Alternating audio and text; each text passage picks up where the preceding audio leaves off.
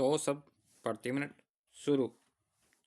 चूंकि शिक्षा सही ज्ञान की खोज की जगह बाजार बनती जा रही है, शायद इसीलिए नकल भी कारोबार बन गई है। ज़्यादातर प्रतियोगी परीक्षाओं में तमाम सावधानी के बावजूद पर्चे बाहर आ जाते हैं। जल्दी और आसानी से धन इकट्ठा करने की इच्छा और सत्यनिष्ठा का अभाव इसके लिए अधिक जिम्मेदार है। यह प्रवृत्ति केवल प्रतियोगी परीक्षाओं तक सीमित नहीं है। स्कूल, कॉलेज और विश्वविद्यालय भी इससे अछूते नहीं है।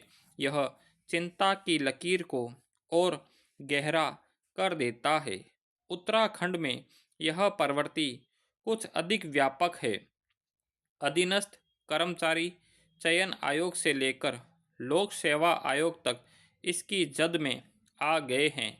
हैरत तो यह है कि पर्चा लीक को लेकर अभी धरपकड़ जारी ही थी। नियम कानून सख्त बनाने के प्रयास चल ही रहे थे कि उत्तराखंड लोक सेवा आयोग द्वारा 8 जनवरी को आयोजित पटवारी परीक्षा का पर्चा भी लीक हो गया। ऐसी घटनाओं ने प्रदेश को नए ढंग से सोचने पर विवश किया है और राज्य सरकार एड़ी चोटी का जोर लगाए हुए हैं कि निष्पक्ष परीक्षा के लिए क्या नियम और कानून हो। पैरा। गौरतलब है कि फरवरी से बोर्ड की परीक्षाएं शुरू हो रही है। इसी सिलसिले में एक बार फिर प्रधानमंत्री ने विद्यार्थियों से मन की बात की। एक बच्चे ने उनसे सवाल किया कि क्या परीक्षा में नकल करनी चाहिए। कुछ लोग नकल से परीक्षा पास कर जाते हैं, इससे हम कैसे बचें?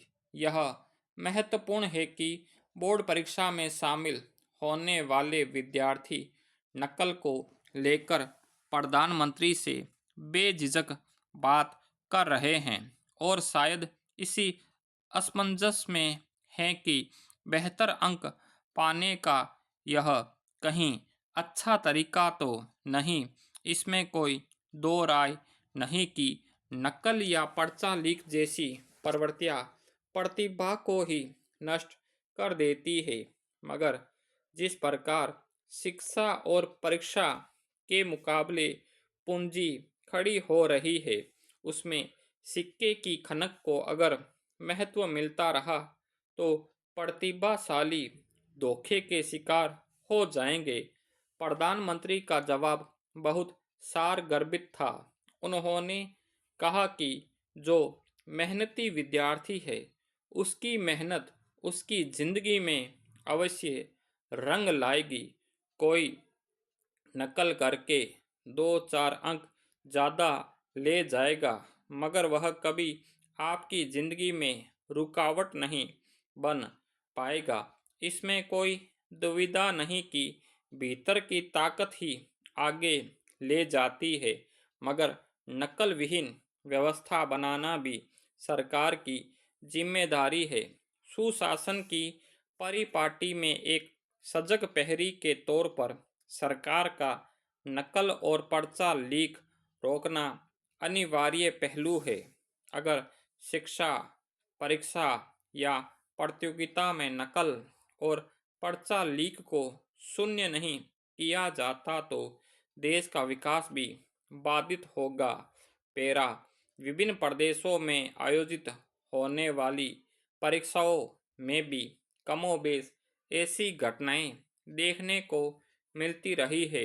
हिमाचल प्रदेश कर्मचारी भर्ती चयन आयोग की परीक्षा में पर्चा लीक से लेकर हरियाणा कांस्टेबल भर्ती में 8 माह में 2 बार पर्चा लीक, राजस्थान में शिक्षक पात्रता परीक्षा का पर्चा लीक, इसके कुछ उदाहरण भर है कि परीक्षाओं को सुचारू रूप से संपन्न कराने में बढ़ती एजेंसियां और सरकारें बोनी सिद्ध हुई है। बिहार लोक सेवा आयोग की 67वीं प्रारंभिक परीक्षा पर्चा लीक होने के चलते स्थगित करनी पड़ी थी। इस प्रतियोगिता में 6 लाख प्रतियोगियों ने आवेदन किया था और परीक्षा शुरू होने से ठीक पहले पर्चा सोशल मीडिया पर प्रसारित हो गया। बिहार लोक सेवा आयोग और सरकार की बड़ी किरकिरी हुई और प्रतियोगी छात्रों ने जमकर हंगामा किया। इससे पहले अलग अलग रूपों में उत्तर प्रदेश, मध्य प्रदेश, झारखंड, हरियाणा और राजस्थान में पर्चा लीक के मामले हो चुके हैं। बिहार में ही अग्निशमन सेवा 2021 और सिपाही भर्ती की परीक्षा में पर्चा लीक हुआ। पिछले साल उत्तर प्रदेश में 12वीं बोर्ड में अंग्रेजी का पर्चा लीक होने के कारण प्रदेश के 24 जिलों में परीक्षा स्थगित कर दी गई थी। यूपी टीईटी परीक्षा 2021 का पर्चा लीक हुआ।